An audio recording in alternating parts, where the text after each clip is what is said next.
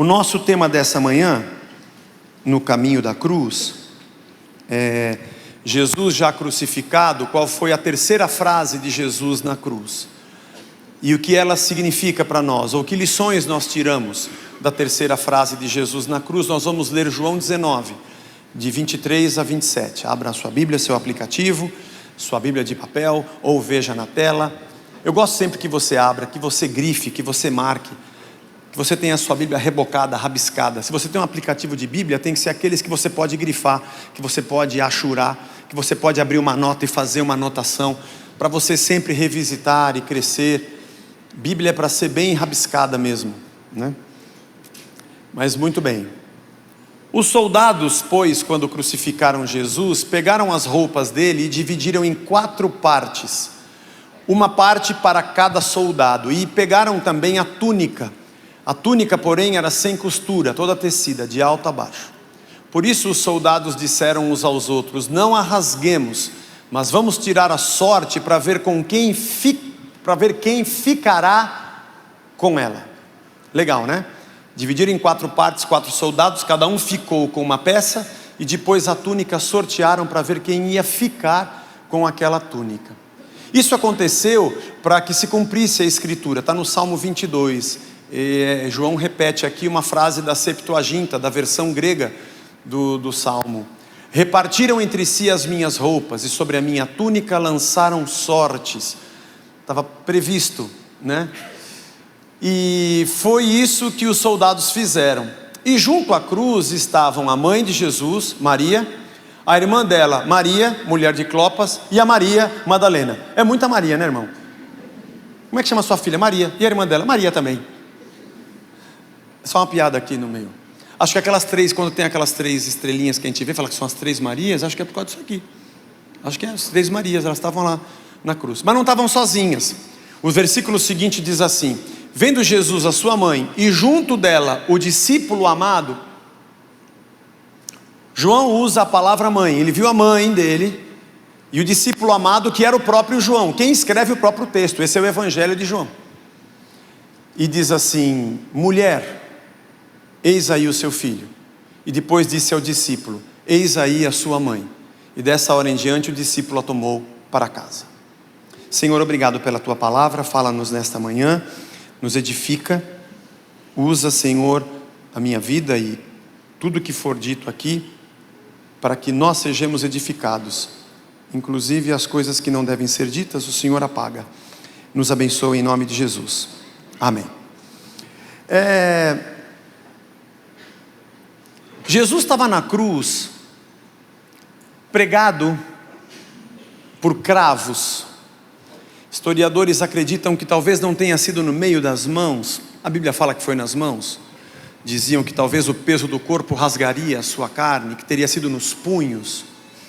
Mas nós, pela tradição, temos o Jesus crucificado nas suas mãos e nos seus pés.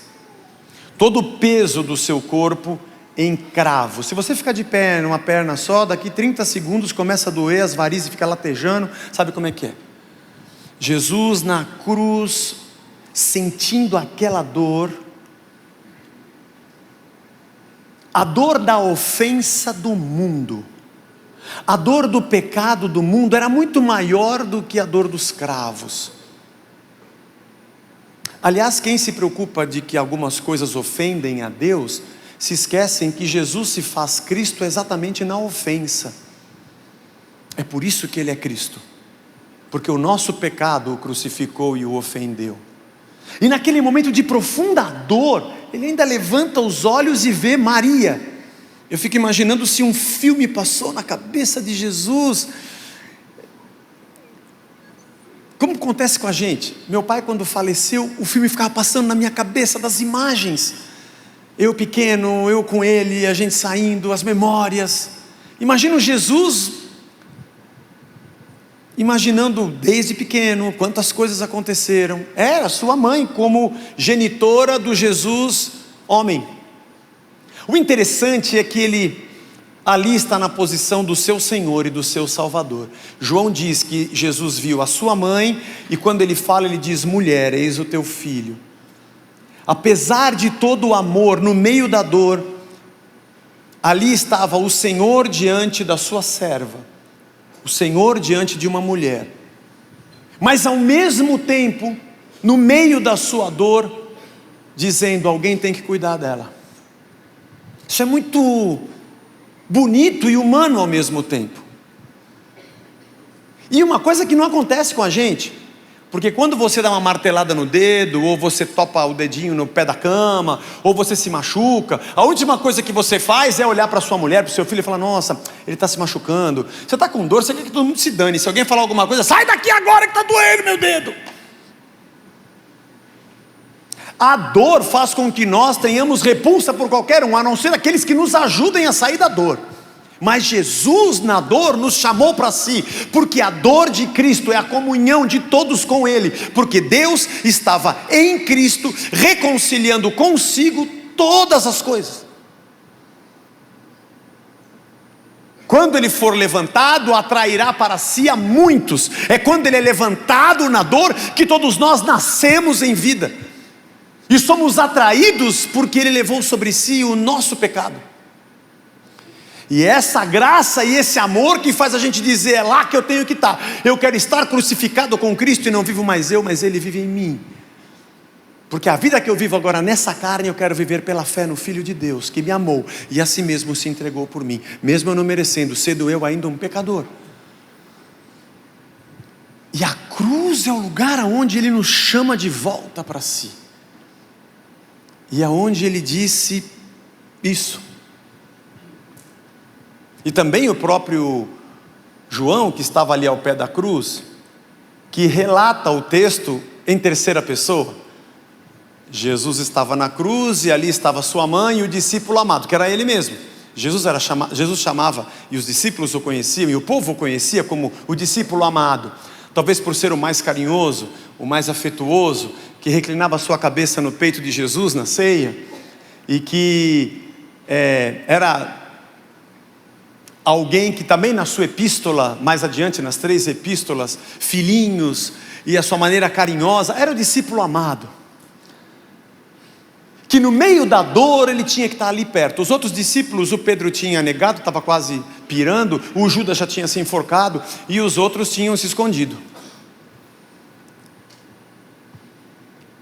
Interessante, o amor estava ali diante de Cristo na cruz, no sofrimento, e aquele que estava no sofrimento ainda tinha olhos para dizer: João, cuida dela, agora ela vai ser a sua mãe, e mulher, agora você não vai estar só, você vai ter o seu filho. Eu sempre digo que no sacrifício de Cristo é que nós nos encontramos. Eu me descobri quem eu era quando eu descobri a obra de Cristo por mim. Eu descobri o valor e a importância e o porquê da minha existência, a minha origem, o meu começo e o meu fim, o meu alfa e o meu ômega. Eu descubro quem eu sou quando eu encontro Cristo, porque quando eu o encontro, eu também me encontro.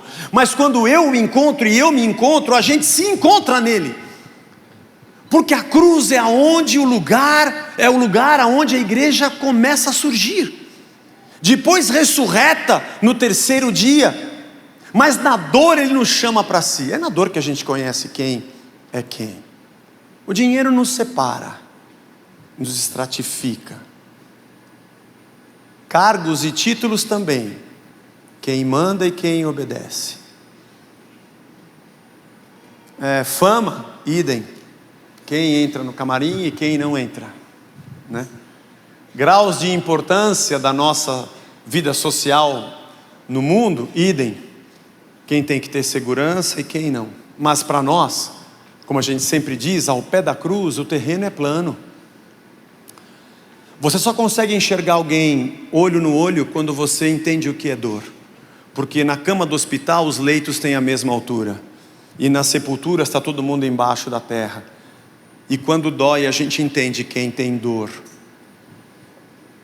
Se Jesus disse: quem quiser vir após mim, negue-se a si mesmo, tome a sua cruz e me siga.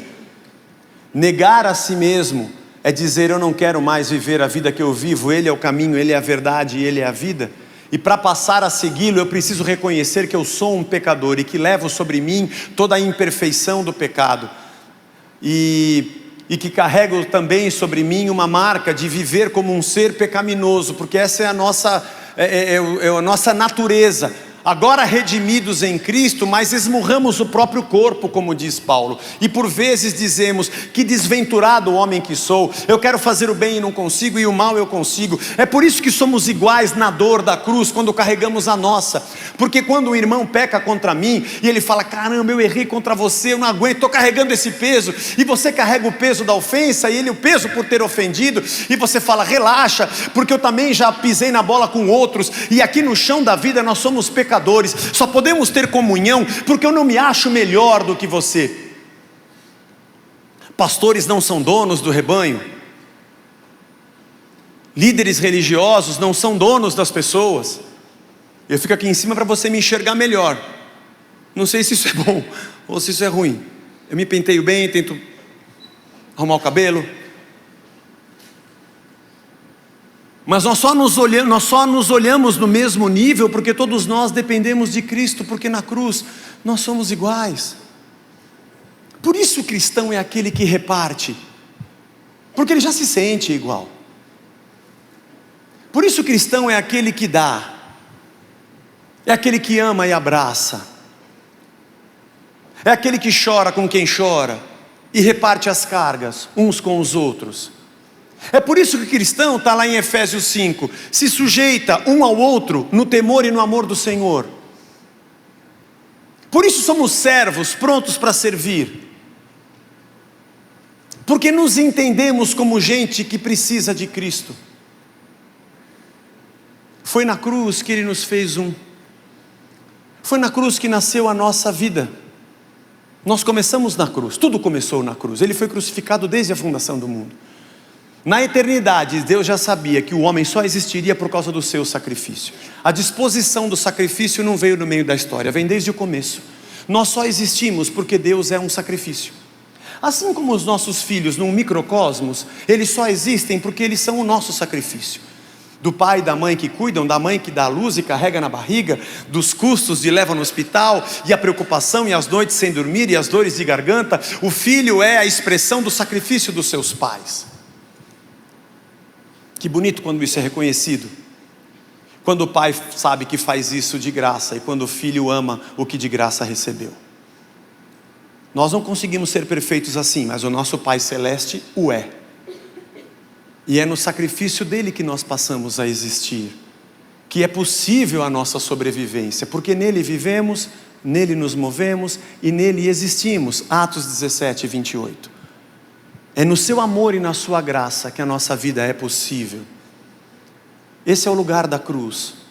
O lugar que junta e diz: você não é mais uma mulher que não tem filho. João, cuida dela. E você não é um filho sem mãe. Mulher, toma ele como seu filho. Eu não sei como você é quando a gente começa aqui o momento da oração. Já acabou o louvor, tem que ficar de pé. O Vagnão vai ler aquele monte de pedido. Deveria ser o momento mais legal. Gente, agora é a hora que a gente vai orar pelos outros. Agora é a hora que a gente vai ser um. Quaternium era o nome de 4 soldados que executavam as sentenças. Há quem acredite que era um centurião e mais 4 soldados, e quem diga que era um centurião e mais 3. Mas a verdade é que o texto diz que eram 4. Eles dividiram as vestes para ver quem ficava com cada parte. Lucas e Marcos e Mateus dizem que eles tiraram a roupa de Jesus, colocaram uma coroa de espinhos e depois uma túnica bem nobre, chamavam ele de rei e batiam nele. Mas depois tiraram essa veste e colocaram a roupa dele para que ele fosse crucificado. Mas também fazia parte do hábito e da própria lei da execução romana, de que os executores tinham o direito de ficar com as roupas da vítima. Interessante isso, né? Acho que não era uma época que tinha shopping center e você tinha várias roupas no cabide, uma para cada cor, para cada dia. E também de que as peças que foram divididas não foram rasgadas. Talvez alguém tenha ficado com a cobertura de cabeça, que algumas tinham parte presa pelo queixo abaixo. Isso fazia parte da cultura também por causa da região do sol. Outro deve ter ficado com o seu talit, o o seu manto que ficava por cima dos ombros.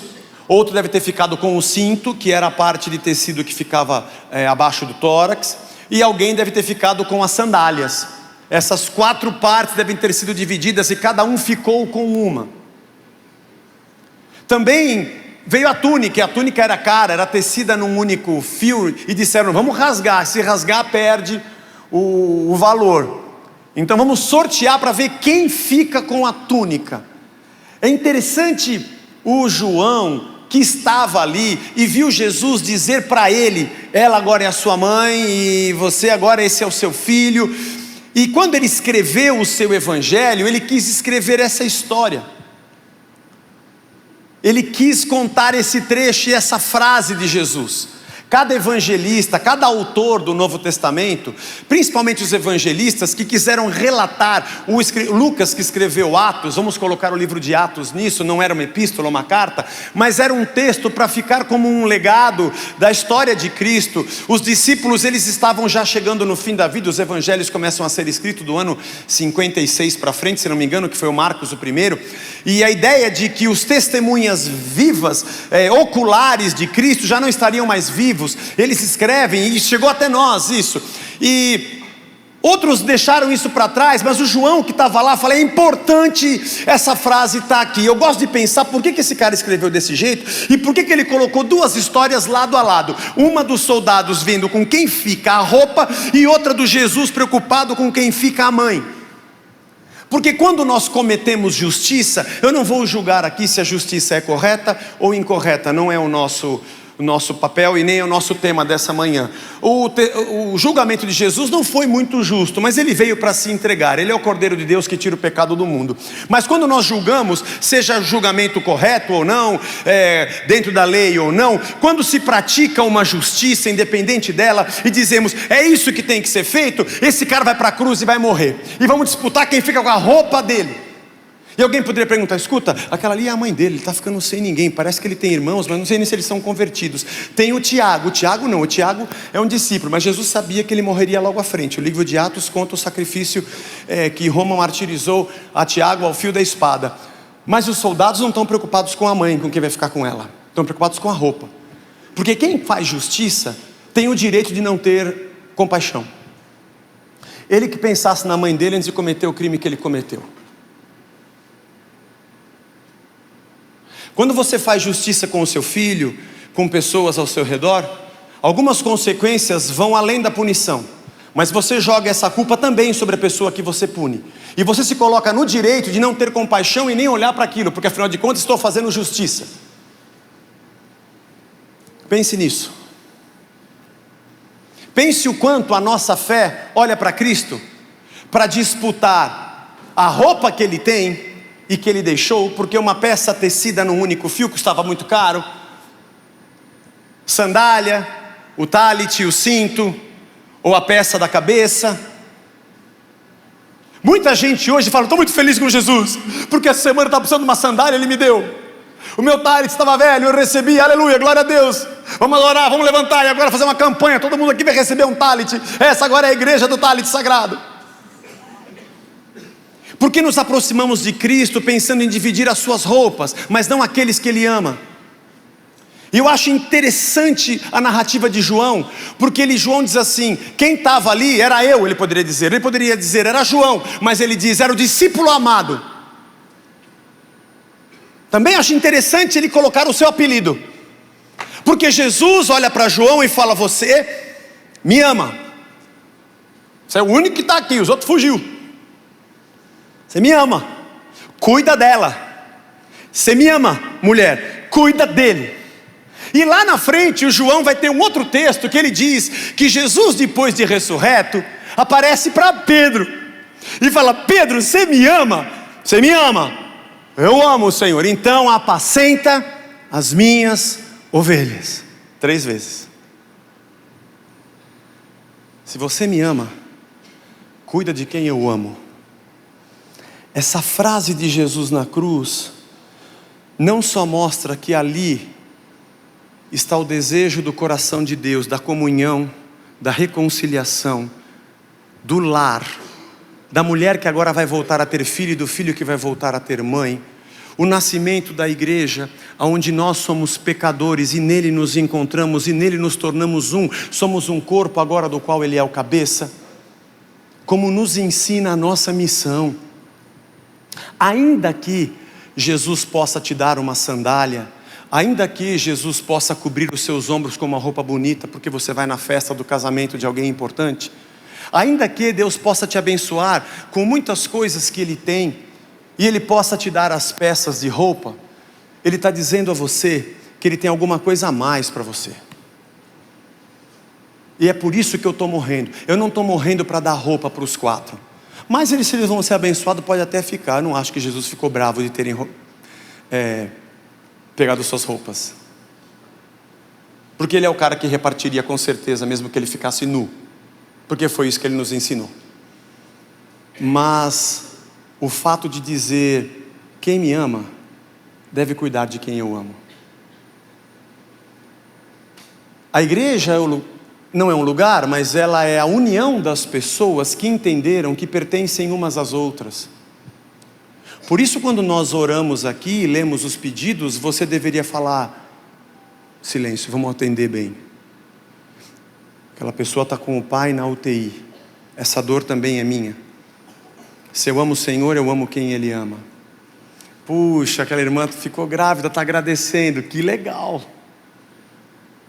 A gente não consegue fazer isso porque a nossa religião diz que a gente vem para a igreja para conseguir as vestes, e Ele quer nos dar pessoas. Eu acho que é por isso que talvez você tenha vindo para a Casa da Rocha. Não porque ela é perfeita, como o Vagnão diz, a gente é tudo tranqueira. Mas é possível que você tenha ficado cansado com pessoas que se preocupam com roupas e não com gente. Que aliás pregam que você vai ter uma boa roupa, mas o coração dele você nunca vai ter. E que são capazes de fazer uma campanha de oração para te vestir, mas não movem uma palha para te visitar. E você cansou de um modelo onde objetos e vestimentas valem mais do que vidas. A lógica da igreja no Brasil, de grande parte do movimento evangélico, é uma lógica de crescimento numérico, de multiplicação, onde tudo é uma questão de número. Ontem eu fiquei muito feliz porque tinha muita gente aqui no nosso aniversário. A igreja estava muito cheia, mas eu fiquei feliz não é porque ela estava cheia, porque eu não contei quantas pessoas tinham e quanto a gente conseguiria de renda per capita, até porque a gente não tem oferta, não tem dízimo, mas de saber que não foi porque a gente ficou correndo atrás de número. Eu não estou preocupado quantas pessoas vão encher o templo. Estou preocupado se os templos estão cheios de Cristo. Isso é que é importante. Eu acho que Deus acrescenta a cada dia os que vão sendo salvos.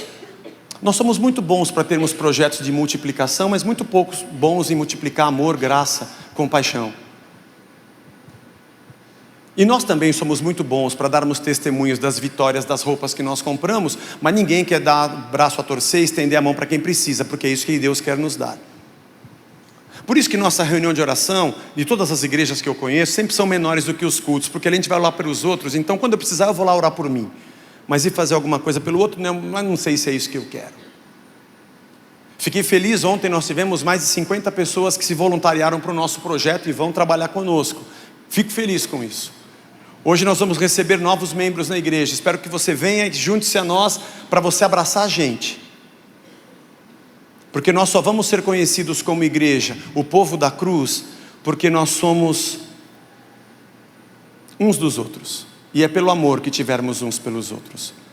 O Rubinho Pirola está lá em Portugal, está sempre nos assistindo. Ele estava contando para mim sobre a história da igreja, ele que estudou muito o movimento da reforma, escreveu livros sobre isso, a gente está sempre batendo papo. Ele falou assim, Zé, sabe que no começo, o sinal da cruz era uma maneira dos cristãos se identificarem? E quando se conheciam, alguém fazia isso, pô, esse é um cristão, esse cara é meu irmão. É mesmo? É. O sinal da cruz, no início, é lógico que tinha a oração, em nome do Pai, Filho e Espírito Santo, mas ele me contou, eu estou vendendo pelo preço que eu comprei. Vou confiar agora no Rubinho. De que também era uma identificação dos cristãos. Mas com o passar do tempo, isso se tornou numa separação das pessoas. Quando você vê alguém, você faz o sinal para estar longe dela.